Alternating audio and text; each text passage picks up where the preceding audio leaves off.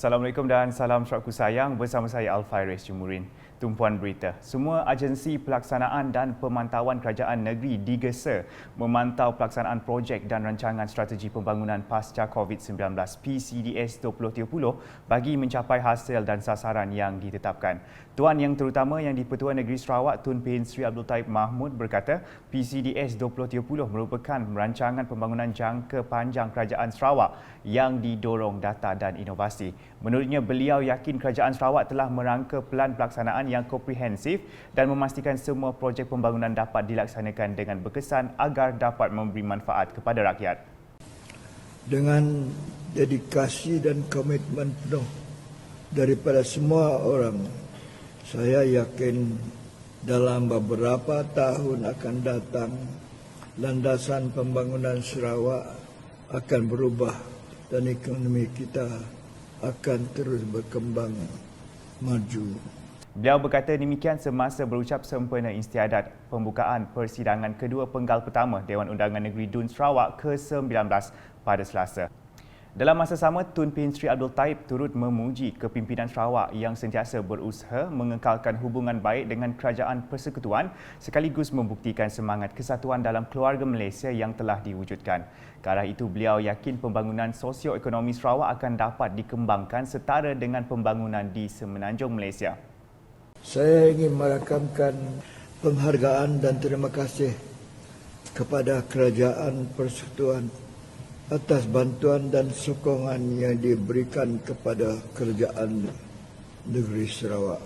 Saya berharap Kerajaan Persekutuan akan terus memberikan perhatian yang khusus kepada pembangunan di Sarawak, terutamanya dalam bidang ekonomi dan pembangunan infrastruktur. Sementara itu, Tun Pehin Sri Abdul Taib memuji keputusan kerajaan Sarawak yang memasukkan pembangunan mampan dan perubahan iklim di dalam strategi PCDS 2030 sebagai inisiatif yang tepat. Saya juga memuji inisiatif kerajaan menubuhkan Kementerian Tenaga dan Kelestarian Alam Sekitar yang baru. Kementerian ini berperanan untuk memberikan hala tuju, menyelaraskan pembangunan agenda hijau. Tenaga boleh diperbaharui dan perubahan iklim di negeri kita ini. Dalam perkembangan lain, Tun Pehin Sri Abdul Taib berkata menerusi akses kepada pendidikan yang berkualiti, generasi muda akan berdaya saing sekaligus melibatkan diri dalam aktiviti yang produktif dan berpendapatan tinggi. Saya mengucapkan tahniah di atas penubuhan 5 sekolah antarabangsa untuk kanak-kanak cemerlang daripada keluarga B40, terutamanya dari luar bandar. Ini akan memberi peluang kepada kanak-kanak menikmati pendidikan berkualiti, bertaraf antarabangsa untuk masa depan yang lebih baik lagi. Manakala pada sebelah malam Selasa pula, Tun Pehin Sri Abdul Taib bersama isteri Toh Puan Datuk Patinggi Ragat Kuri Taib berkenan menghadiri Majlis Jamuan Negeri bersempena dengan istiadat pembukaan persidangan kedua penggal pertama Dewan Undangan Negeri Dun Sarawak ke-19 di Dewan Santapan Dun Sarawak. Kehadiran Tun Pehin Sri Abdul Taib turut diiringi Premier Sarawak Datuk Patinggi Tan Sri Dr. Abang Abdul Rahman Zohari, Tun Datuk Abang Openg serta isteri Puan Sri Datuk Amar Jumaani Tun Tuanku Bujang. Hadir sama 3 timbalan Premier Sarawak iaitu Datuk Amar Douglas Ugah Embas, Datuk Amar Awang Tengah Ali Hassan dan Datuk Sri Dr. Sim Kui Hian. Speaker Dun Sarawak Tan Sri Datuk Amar Muhammad Asfiah Awang Nasar, Menteri-Menteri Kabinet Sarawak serta ahli-ahli Dewan Undangan Negeri turut hadir memeriahkan majlis berkenaan. Beralih ke perkembangan seterusnya, Kerajaan Sarawak terus komited dalam melaksanakan projek bekalan air bersih dan terawat di negeri ini.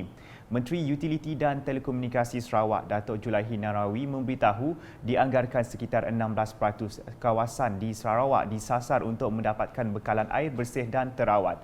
Jelasnya melihat kepada sistem grid yang dilaksanakan di kawasan selatan Sarawak iaitu di Samarahan hingga ke Sebuyau, ia merupakan sebahagian daripada program sistem grid di peringkat akhir. Beliau berkata demikian ketika ditemui media selepas menyempurnakan Majlis Raikan Hari Raya Aidilfitri 2022 peringkat Dun Sebuyau di Dewan Pembangunan Sebuyau baru-baru ini. Sementara itu, Datuk Julaihi yang juga ahli Dewan Undangan Negeri Adun Sebuyau turut menekankan kesedaran awam kepada masyarakat berkenaan cabaran untuk melaksanakan pembangunan kemudahan asas disebabkan jenayah vandalisme khususnya berkaitan kemudahan bekalan elektrik dan telekomunikasi. Tegas beliau, masyarakat harus dididik agar tidak merosak komponen-komponen yang diperlukan bagi memastikan semua projek bekalan elektrik, air dan telekomunikasi berjalan dengan lancar. Di Miri pula, Miri City Women Caring Society telah menganjurkan program Mother and Sons Movie Day bersempena sambutan Hari Ibu yang disambut pada setiap 8 Mei. Program tayangan filem itu adalah untuk menghargai jasa wanita khususnya golongan ibu di Bandaraya Miri. Timbalan Menteri Pelancongan Industri Kreatif dan Seni Persembahan 1 Pelancongan, Datuk Sebastian Ting turut menghadiri program tersebut. Ahli Dewan Undangan Negeri Adun Piasau itu kemudian merakamkan penghargaan kepada pihak penganjur yang menganjurkan program tersebut bagi meraikan golongan wanita yang bergelar ibu. Manakala di Parlimen Batang Lupar, ibu bapa disaran agar membawa anak-anak untuk segera mendapatkan suntikan vaksin COVID-19. Ahli Parlimen Batang Lupar, Datuk Seri Rohani Abdul Karim berkata, perkara ini susulan daripada pelanjutan program imunisasi COVID-19 kebangsaan kanak-kanak PIC Kids hingga hujung Mei ini. Justru jelasnya kanak-kanak berusia dalam lingkungan 5 hingga 11 tahun yang belum mendapatkan vaksin tersebut disaran agar berbuat demikian sebelum 31 Mei depan. Beliau berkata demikian semasa Majlis Raikan Hari Raya Aidilfitri 2022 peringkat Dewan Undangan Negeri Dun Sebuyau di Dewan Pembangunan Sebuyau baru-baru ini.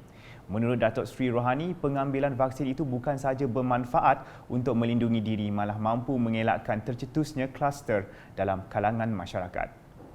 Sekian edisi Tengah Hari bersama saya Alfaris Jumurin. Berita lebih lanjut boleh didapati di semua platform media sosial UKAS termasuk portal ukas.sarawak.gov.my dan UKAS channel di YouTube. Salam UKAS.